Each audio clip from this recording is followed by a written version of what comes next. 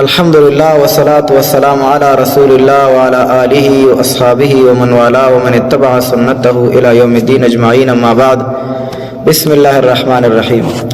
من حفظ 10 آيات من أول سورة الكهف عصم من الدجال. رواه مسلمون. عزتمندو د رسول الله صلی الله علیه وسلم وینا ده.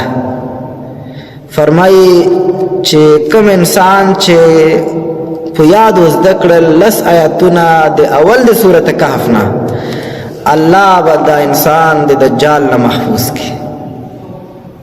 دا د مسلم روایت ده. بل روایت ده د نسائی روایت. فرمای من قرأ العشر الاواخر من سورة الكهف عصم من فتنة الدجال. چاچه ولوست الدمخ کې حافظه راغلو دلته قرأ اخرنی 10 آیاتونه د سورة کهف، الله به دا انسان د دجال د فتنو نه محفوظ کړي.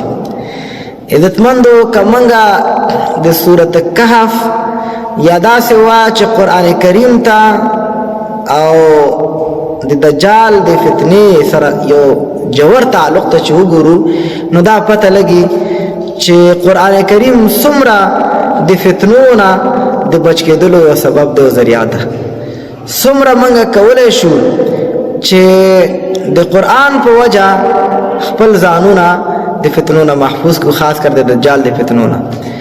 نو قرآن کریم یوازینی کتاب هغه کتاب ده، بیا خاص کر په قرآن کریم کې سورة کهف دا د دجال د فتنو نه د نجات سبب ده. دا خبره رسول الله صلی الله علیه وسلم کړي. نو عزتمندو نو د دې وجه نه جوړ تعلق زمونږه په کار د دې سره چې موږ د الله د کتاب سره تعلق وساتو، خاص کر سورة کهف.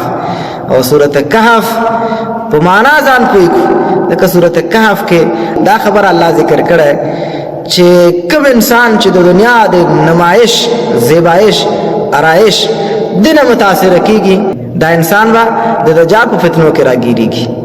د دنیا چمک دمک چې کوم انسان متاثر کوي، دا خزه چې دا ګوره د دنیا ډول نه ډیر زر متاثر کیږي. د دې وجه نه احادیثو کې دا هم راغلي چې د دجال ډیر ملګري به زنانه وي.